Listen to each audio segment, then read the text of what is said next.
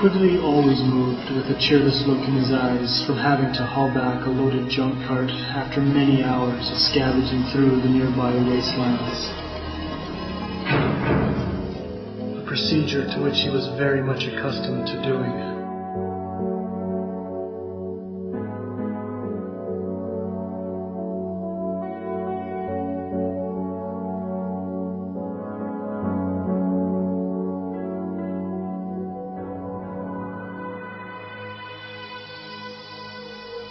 Quigley was an android servant.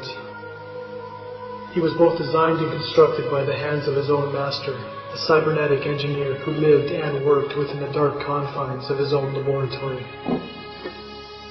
Built from the collected junk of the old days, Quigley was nothing more than the product of a bunch of corroded parts. Parts that the master had once salvaged from the barren land of the outside world that was known to everyone as the realm of yesterday. This realm was a poisonous wasteland of misery that played graveyard to the many victims of a chemical war that was once fought there years ago. The master would often scavenge the outskirts of this realm, looking for whatever junk that would contribute to the continuation of his work back at the laboratory. One evening, while walking past the remnants of an old billboard sign, he came upon a rare and most pleasing find. Reaching down, he picked up this newfound treasure of his that was once state-of-the-art technology from a company called Zycron Industries.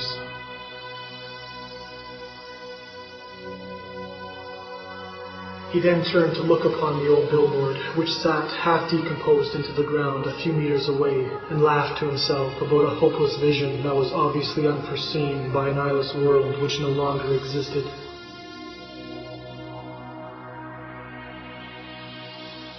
Placing the Zycron component into his cart, he journeyed on with the confidence of knowing that this meaningless piece of decaying junk would someday prove its usefulness.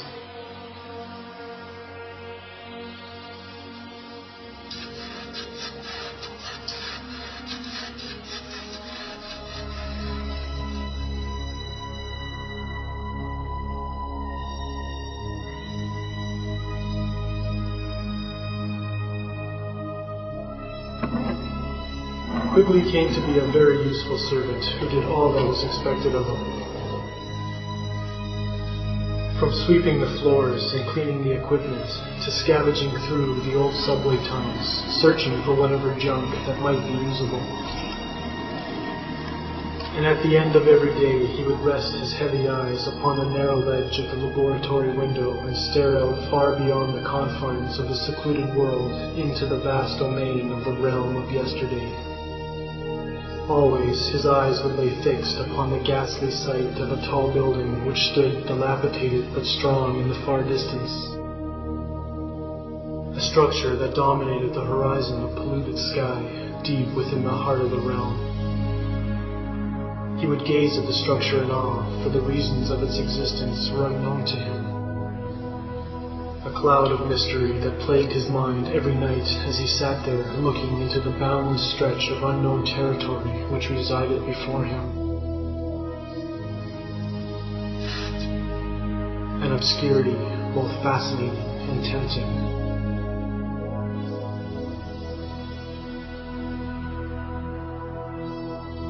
Although no one came to realize it, Quigley was an android of much intelligence. He developed a strong interest in the operations of the lab, and often he would remain in the distance, hidden within the shadows, and watch his master hard at work. His eyes fixed with focus, and his mind filled with interest.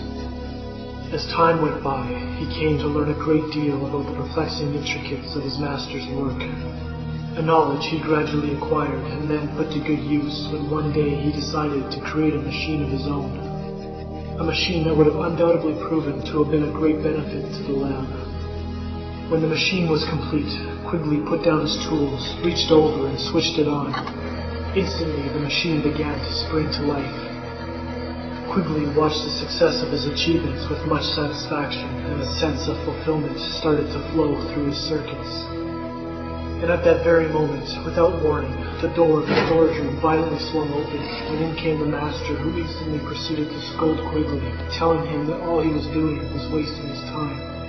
for the master did not approve of Quigley's negligence towards his duties, nor did he believe that such a mechanical entity as roughly constructed as Quigley could ever possess enough intellect to create a machine which in turn possessed the sophistication needed to attain purpose and usefulness.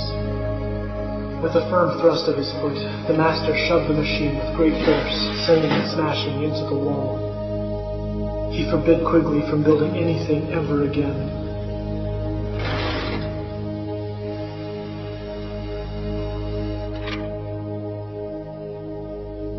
Poor Quigley lowered his eyes in shame and sat motionless as an unescapable pool of sadness fell upon him.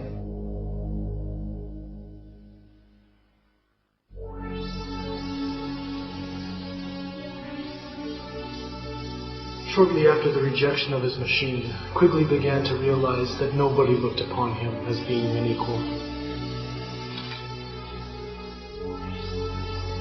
Often, he would have to make routine trips through the twisted maze of age-old subway tunnels that still existed beneath the surface of the land.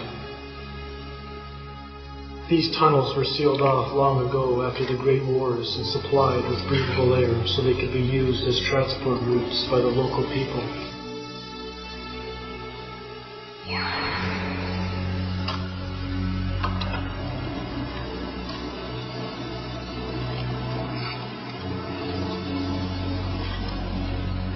During one of his trips back to the lab after a long day of searching for parts, Quigley experienced a rather unpleasing encounter with one of the newer, more sophisticated type androids.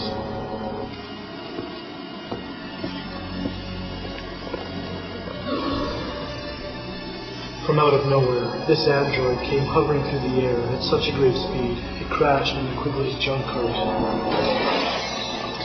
causing all of his collected parts to spill out onto the ground. Instead of apologizing to Quigley, the hovering android loomed high above him with an angry face and looked deep into his eyes.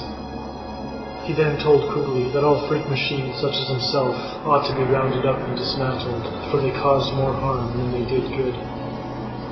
Quigley began to feel the overwhelming void of emptiness that was starting to grow inside him.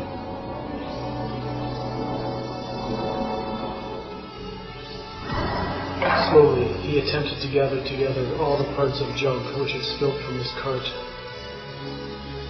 And out of all the people who passed by him that day in the tunnel, kicking about the parts without any concern for Quigley at all, not even one of them bothered to stop for a moment and lent him a helping hand.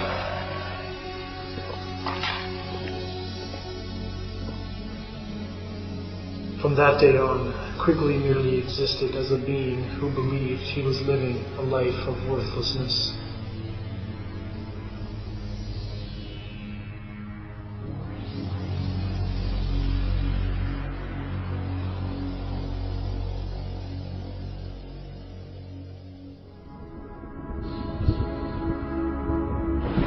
A thunderous electrical storm, intense and powerful, raged with dominance one night while Quigley was in the lab, washing the floor of the storage room. He moved about joylessly, the feelings of worthlessness still within him. Suddenly, the master slipped in through the doorway and went straight for his bench. He immediately started gathering together many supplies, tossing them into an old sack. Quigley looked up with a sense of astonishment, for he had never before seen his master progress with such agitation. Once his supplies were collected, the master turned to face Quigley and told him that an emergency had come up and that he was needed far away to perform immediate surgery. That he wouldn't be back for several days, and that while he was gone, Quigley was to continue with his duties and be on his best behavior. And then he was gone, leaving the room as swiftly as he had entered. This was the first time that Quigley had ever been left on his own in the lab.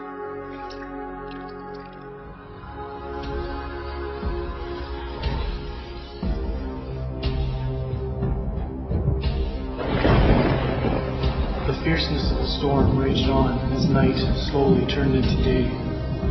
Quigley went about doing his duties as though nothing were out of the ordinary. Although, with his master away, the sense of loneliness that was beginning to strike him only added to the misery he was already feeling. day turned back into night again, and still the storm failed to dissipate. Quigley paid no attention to the thunderous rampage that was taking place outside, for his mind was already preoccupied, lost in thought as to why his life was so insignificant next to the lives of the other androids. Why did the humans place so much value on them and approach them always with decency, while they only approached him with cruelty?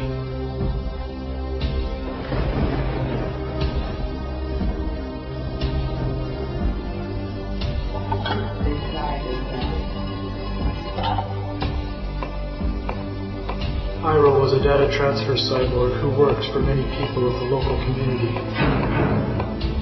From time to time, he would stop by the lab upon request to upload current information into the master's computer.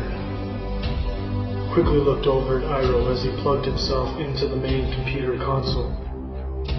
He watched him profoundly and began to think of how important this cyborg was to the community, of how so many people relied upon him every single day for many different reasons, and that if something tragic were to ever happen to him, his absence would be felt by many, whereas Quigley himself could die tomorrow and no one would even care. Feeling depressed now more than ever, he went over to his favorite resting spot and once again laid his eyes upon the windowsill, trying to regain that tranquil sense of aspiration he always felt every time he stared out at the giant structure which stood in the distance.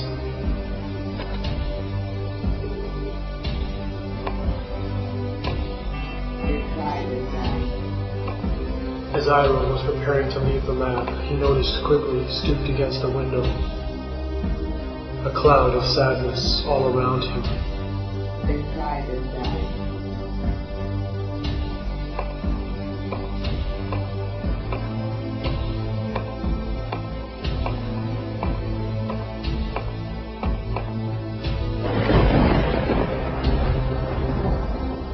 With a careless attempt, Quigley motioned his eyes to look over at Iroh. Then, with an equal amount of effort, he moved them back again.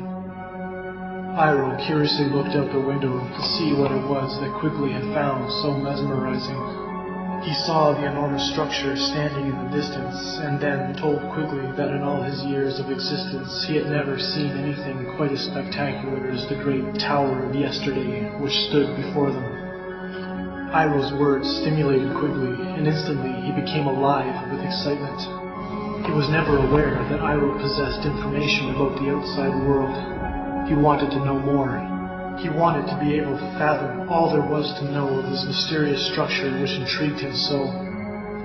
He paid close attention to Iroh as he proceeded to tell Quigley all he knew about the legendary Tower of Yesterday.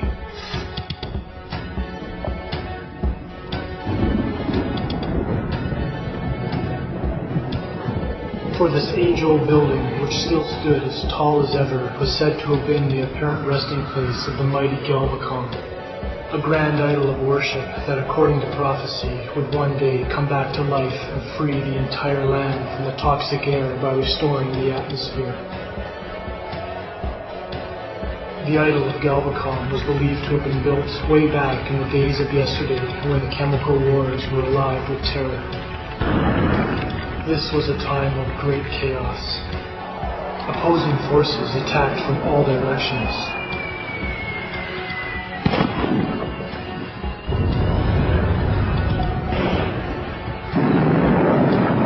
The threat of total human annihilation became more and more a reality with the passing of each day. Then, powerful corporations began developing chemicals that were so deadly, nothing could prevent them from eating their way through the flesh of the humans, and even through the walls of the buildings.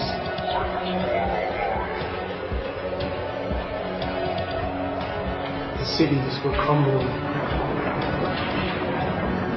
The only hope of salvation for the remaining few was that the power of the Galvacon would one day come and save them. Eventually, the chaos subsided, leaving the tortured land scorched with devastation. The air was of no more. Only a dense layer of poisonous chemicals remained to flow through the aftermath of a most cataclysmic war. Those who did survive were forced to make do with whatever shelter there was left to find. They lived like vermin, scavenging through fields of debris, searching for food. They became overtaken by sadness as they wallowed in misery, patiently awaiting for the mighty Galvacom to unleash its power and cleanse the air. And although it never came to be, there are those who even to this day still await the rise of the Galvacom. Those who believe in its great power. It was considered to be so sacred that it even possessed the ability to bring forth truth and prosperity to all those who went before it and prayed for guidance. However, no one had ever dared to venture deep enough into the realm to see if the legend were actually true. For it was also said that the realm was infested with a mutant race of fearsome beings known as the Flashmen. These horrid savages which ruled the dark skies high above the land of the realm were nothing more than the remnants of an ancient world. Gruesome degenerates whose mutations had enabled them to live outside in the toxic air. They merely existed as nomads of the land, claiming the Tower of Yesterday for their own. They lived for no purpose except that of keeping close watch over the enormous structure, safeguarding it from all those who dared to enter. The Flashmen remained hidden deep within the thickness of the chemical clouds, shielding their frightening appearance from the rest of the world. They were rarely seen by anyone. However, passing travelers had often claimed that if you looked up high in the sky when storms would rage, you could sometimes see the haunting silhouettes of these nightmarish creatures soaring through the air when the lightning struck.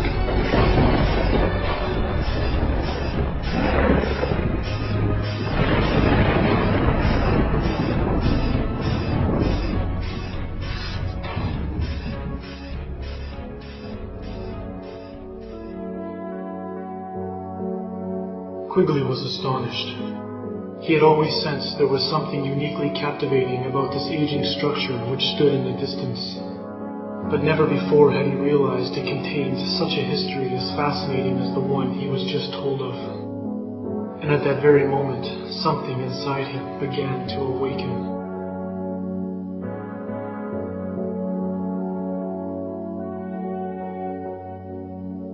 He spent many hours lost in thought as he struggled to gain clarity from the words that Iroh had spoken. It seemed to him that the answers to all his problems could only be found through the power of the grand idol of Galvacom. That if he were to ever regain his hope for the future and find the true reasons for his existence, he would have to travel far into the realm and enter the Tower of Yesterday. And although he was an android who could withstand even the most cruelest of atmospherical conditions, he still was reluctant to undertake this journey of enlightenment, for his fear of the Flashmen would not subside.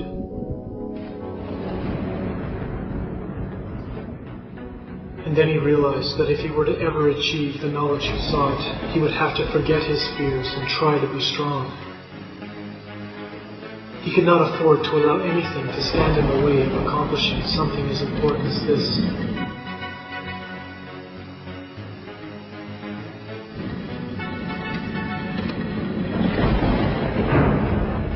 And as the iron doors of the laboratory airlock crept open, Quigley looked out into the vast obscurity of the lifeless land.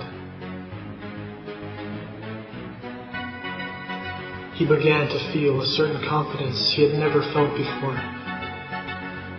Without hesitation, he made his way through the airlock and proceeded to embark upon a sensational journey into the realm of yesterday.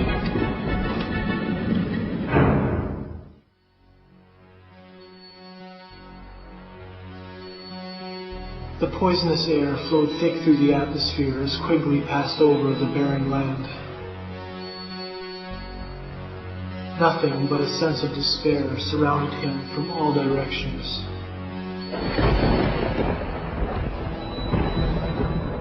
As he entered the outskirts of the realm, he began to witness the dreadful sights of the tortured past. He continued to move further into the realm, using the tower as his guide. He crossed over aging bridges so old they were ready to collapse at any time.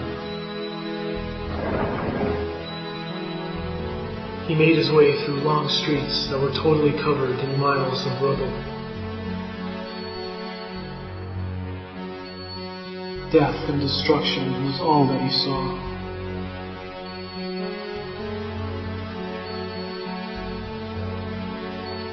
Eventually, he neared the gigantic tower. Its true size was then revealed to him as the enormous walls of this incredible structure reached up high above the land. He suddenly became anxious from the mystery of what there might be waiting for him at the tower ahead. But regardless of the negative emotions to which he was feeling, he continued to journey onward, knowing that he had come too far to turn around and go back. After climbing over the last heap of debris, Quigley suddenly found himself face to face with the entrance of the tower.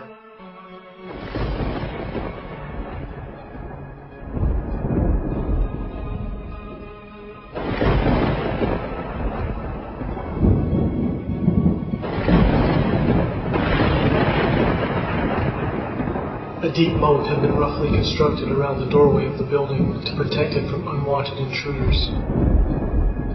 A long drawbridge made from scrap materials had been put in place up against the wall, sealing off what looked to be the only opening into the tower. A thunderous collapse and flashes of lightning from the storm above directed Quigley's attention toward the sky. Something was up there. Tiny figures soaring aimlessly through the sky. It was the Flashman. But the chilling sight of these freakish-looking creatures produced no fear within Quigley, as for some unknown reason he believed he was in no danger. They rode through the air like a ferocious pack of wild witches gone mad. They wore many layers of tattered clothing to hide the gross deformities of their chemically scorched bodies. Quigley made no attempt to hide himself within the rubble. The Flashman noticed him almost at once, standing by the entrance of the tower. The one who dominated the pack, who rode the highest of them all, grew very suspicious of Quigley. Of all the wanderers who had ever came to the tower, he knew there was something different about this one. Something that intrigued him.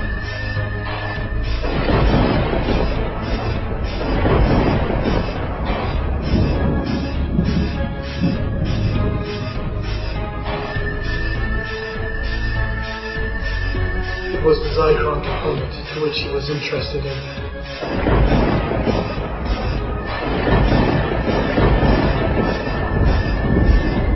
But he gave no orders to attack.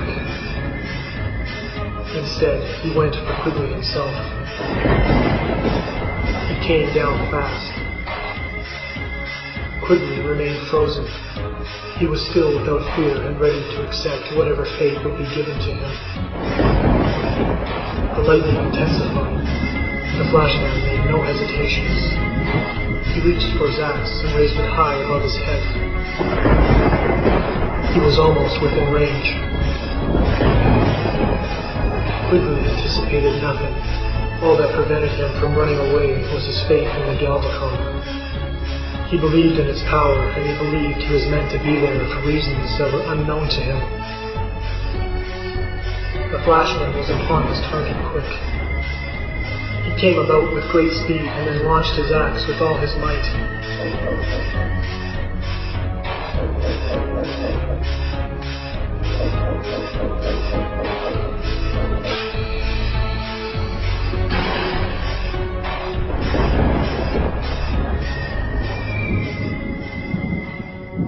Quigley took a moment to perceive the hole of blackness that existed beyond the doorway.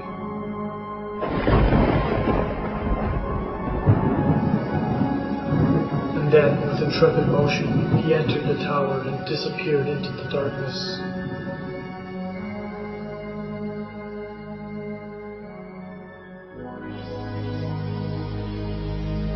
Inside the tower, Quigley slowly made his way through what appeared to be the remains of an old, decrepit corridor. He seen a bright light shining down from the end of the hall.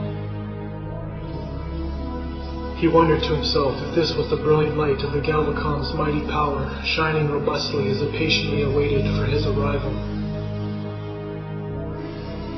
He then proceeded towards the light with an unknown certainty as to what might become of himself within the next few moments.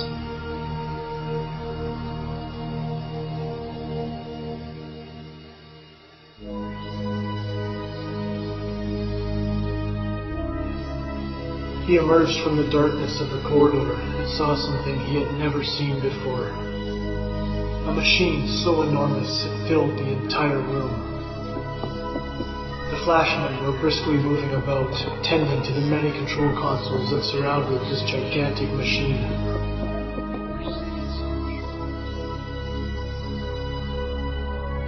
Most of the walls and even the ceiling above had been ripped away in order to accommodate its massive size. It didn't take Quigley long to realize that this machine was the Galvacom. This oversized bucket of bolts was the true reality of a legend deemed so sacred it was worshipped by many. If the people saw what Quigley was now seeing, would their faith in the Galvacom still remain strong? Would they still have believed that it possessed the power to save them all?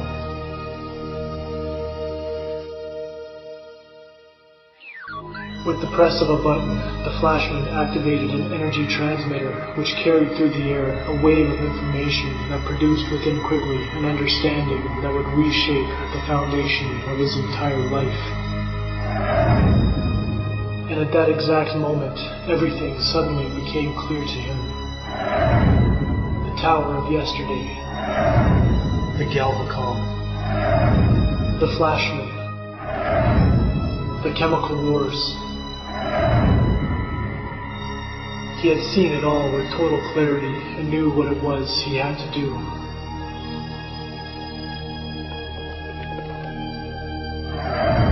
For the flashman had always been aware of the terrible incident that occurred many years ago during the end of the chemical wars, of how the Galvacom's most crucial component had never been delivered, rendering this enormous purifier incomplete and inoperable.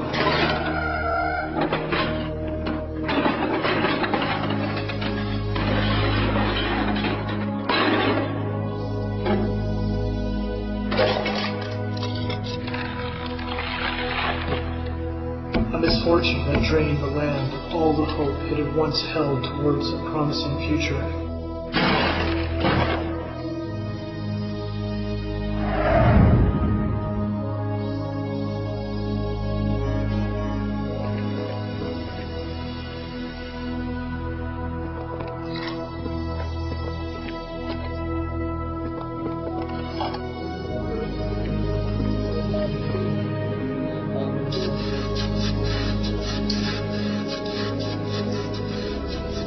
And by allowing himself to be connected to the Galvacom by the flashman, Quigley was not only restoring back to his own self the hope he once held towards a promising future.